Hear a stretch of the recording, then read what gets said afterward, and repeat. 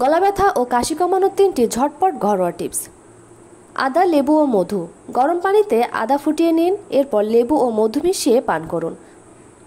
লবণ পানির গড়গড়া করুন। কুসুম গরম পানিতে লবণ মিশিয়ে দিয়ে দিনে 3 বার গড়গড়া করলে গলার ব্যথা ও কাশি অনেকটাই কমে যায় এবং গলায় আরাম পাওয়া যায়। তুলসী চা। তুলসী পাতা ফুটিয়ে চায়ের মতো করে পান করুন।